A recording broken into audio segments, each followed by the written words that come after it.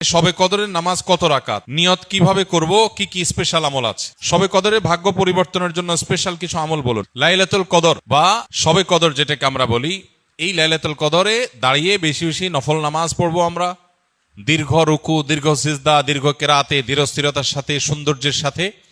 তো কোরআন তেলাওয়াত বেশি বেশি করা, দোয়া করা, জিকির আজকার করা, আল্লাহর কাছে আল্লাহ স্মরণ করা, এগুলোর মধ্য দিয়ে আমরা রাতকে কাটাবো।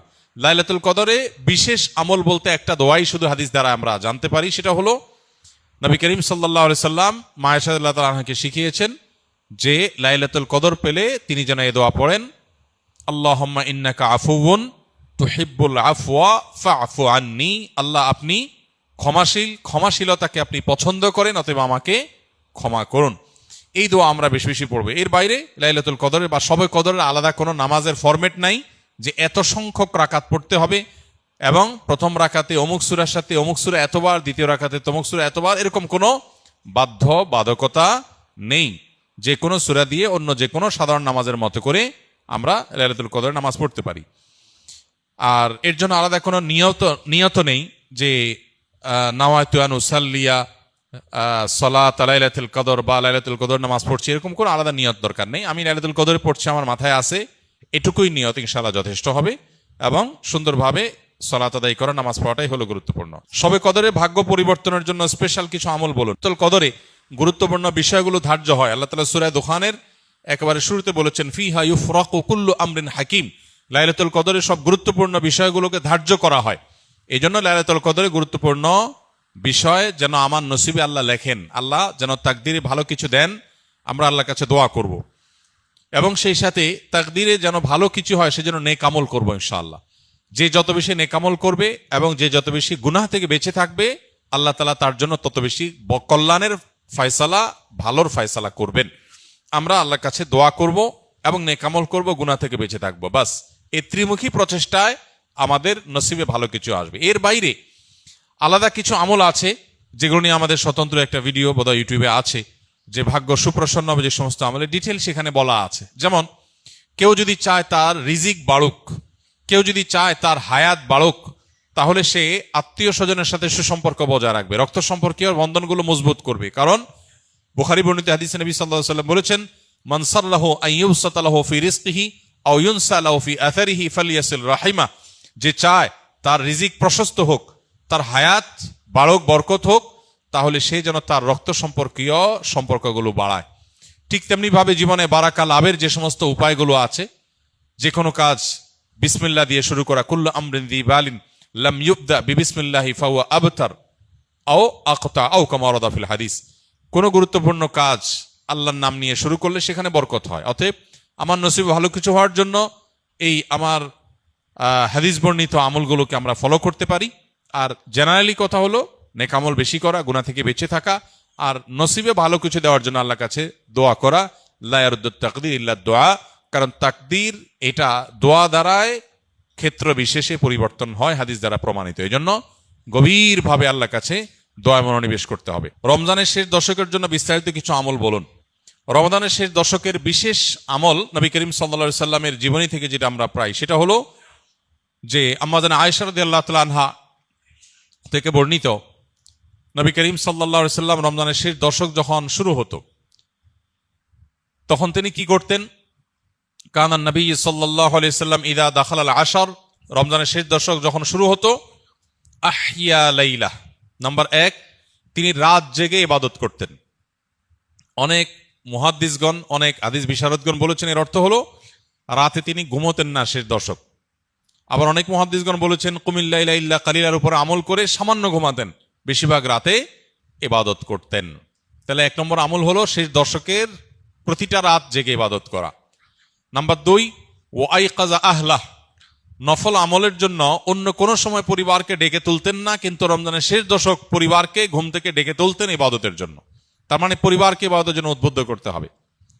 3 নম্বর, ওয়াশাদ্দা মিযজারাহ, তিনি ইবাদতের জন্য কোমর বেঁধে নিতেন।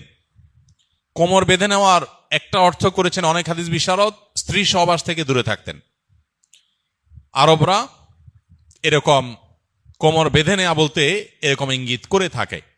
আবার অনেক মুহাদ্দিসগণ এর ব্যাখ্যা করেছেন যে কোমর বেঁধে নেওয়া মানে আমরা যেরকম বলি কোমর বেঁধে ইবাদত করা, কোমর বেঁধে নেমে যাওয়া কোনো কাজে, তার মানে সর্বোচ্চ মেহনত এবং পরিশ্রম সাধনা করতেন ইবাদতের জন্য।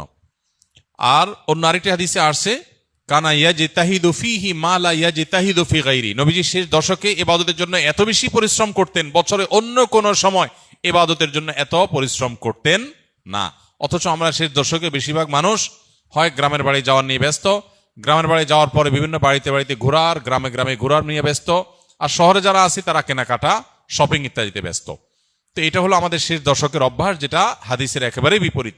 শেষ দশক হওয়া উচিত প্রথম দশক দ্বিতীয় দশকের চাইতে বেশি ইবাদতে বেশি মনোযোগী হওয়া উচিত আমাদের শেষ দশকে।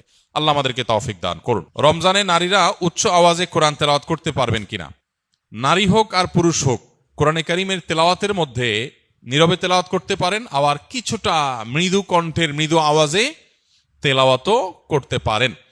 বিশেষ করে বাসা বাড়িতে একটু মৃদু কণ্ঠের আওয়াজে তেলাওয়াত করাই ভালো। শয়তানকে বিতাড়িত করবার প্রয়োজনে বিশেষ করে একটু উচ্চ স্বরে একটু সরবে কোরআন তেলাওয়াত করা গুরুত্বপূর্ণ। মেয়েদের কোরআন তেলাওয়াতের ক্ষেত্রে লক্ষ্য করতে হবে যে পরপুরুষের কানে যেন তেলাওয়াতের আওয়াজ না যায়, রাস্তায় বাসার বাইরে যেন না যায়, সেটা খেয়াল রাখতে হবে। বাসার ভিতরে যদি থাকে, পরপুরুষ বা গায়রে মাহরামের কানে যদি আওয়াজ যাওয়ার আশঙ্কা না থাকে তাহলে কোনো অসুবিধা নেই, বাসায় বসে সেরকম তেলাওয়াত মা বোনরা করতে পারবেন।